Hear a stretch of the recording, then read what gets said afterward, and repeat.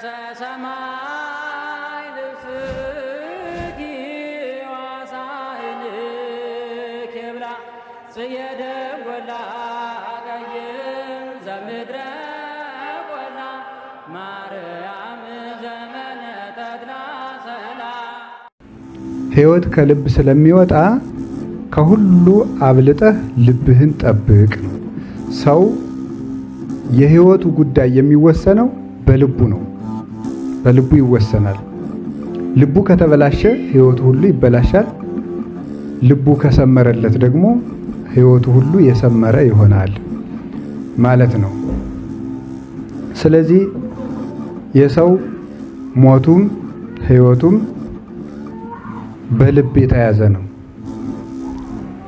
በዚህ ጉባኤ ሁልጊዜ ስንማማር የምንማማረው አንድ ክፍተታችን ሞልተን የእግዚአብሔርን መንግስት ለመውረስ ነው። ሌላ ዓላማ የለንም።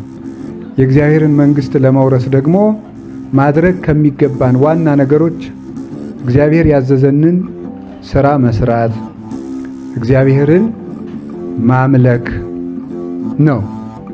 እግዚአብሔርን ማምለክና እግዚአብሔርን መውደድ ነው ድህነትን የሚያሰጠን።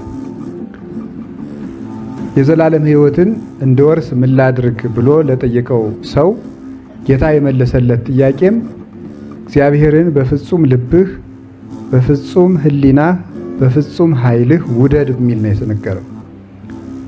እግዚአብሔርን በፍጹም ልብህ፣ በፍጹም ሕሊናህ፣ በፍጹም ሐሳብህ፣ በፍጹም ኃይልህ ውደድ ነው ያለው። ስለዚህ እንድድን የዘላለም ሕይወት እንድወርስ ምን ላድርግ ብሎ ሲጠይቅ እግዚአብሔርን በፍጹም ልብህ ውደድ ነው ያለው። ከዚህ የተነሳ ከልብ ሕይወት ይገኛል ማለት ነው። ማለት ምን ማለት ነው? አምልኮተ እግዚአብሔር ራሱ ከልብ ነው የሚነሳው። እግዚአብሔርን ማምለክ ሃይማኖት ራሱ ከልብ የሚነሳ ነው፣ በልብ የሚወሰን ነው።